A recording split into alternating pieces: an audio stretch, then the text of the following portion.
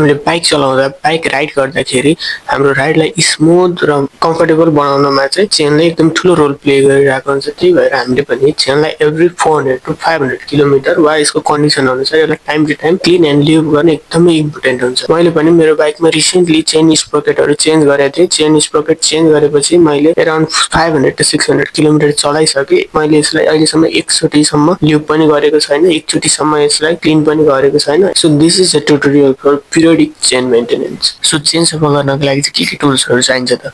एउटा chain cleaning brush, त्यो छैन भने नर्मल टुथब्रसले गर्नुभयो पनि हुन्छ।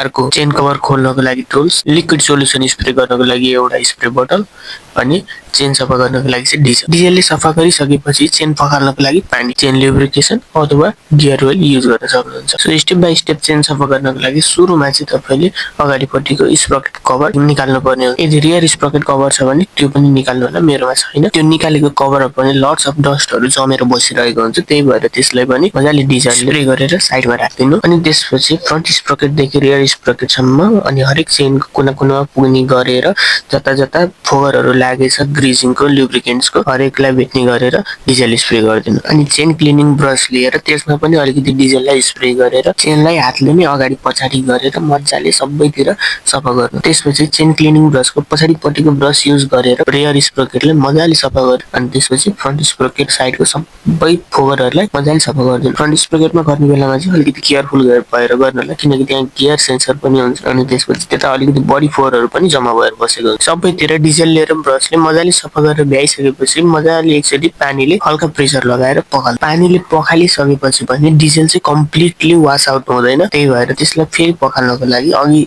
हामीले एउटा राखेको स्प्रे बोतलमा कुनै डिटर्जेन्टको सोलुसन हामीले त्यसमा राख्छौँ। अनि त्यसपछि मजाले एकचोटि चेनमा स्प्रे गरिदिनु। अनि एउटा खस्रो खाले किचन स्पन्ज लिएर त्यसमा चाहिँ त्यो डिटर्जेन्ट सोलुसनले मजाले भिजाएर पुरै चेनमा मजासँग त्यो स्पन्ज नअड्किने तरिकाले मजाले चेनलाई फेरि एकचोटि सफा गर्नु। स्पन्ज लिएर डिटर्जेन्ट सोलुसनले चेनलाई राम्रोसँग घोटिसकेपछि फेरि यसलाई एकचोटि पानीले पखाल्नु। तपाईँहरूसँग इयर ब्लोअर छ भने इयर ब्लोअरले, अथवा इयर ब्लोअर छैन भने राम्रोसँग टावलले पुछेर चेनलाई सुकाउनु होला। अब चेन प्रपरली ड्राई भइसकेपछि चाहिँ चेनको फ्रन्ट स्प्रोकेटबाट सुरु गरेर सबै चेनमा इक्वली ल्युब एप्लाई गर्दै जानु होला। तपाईँले चेन ल्युबको लागि छ भने चेन ल्युब्रिकेन्ट्स स्प्रेहरू युज गर्न सक्नुहुन्छ, अथवा छैन भने तपाईँले गियर आइल पनि युज गर्न सक्नुहुन्छ। मैले पनि यसमा गियर आइल नै युज गरिरहेको छु, तर यसमा इन्जिन ओइल चाहिँ युज नगर्नु होला। अब बाइकलाई फर्स्ट गियरमा हालेर एकैछिन छोडिदिनुहोस् र चेनमा हालेको ल्युबहरूलाई चेनमा राम्रो तरिकाले फैलिनु दिनु। अब चाहिँ फ्रन्ट स्प्रोकेट कभर लगाइदिनुहोस्।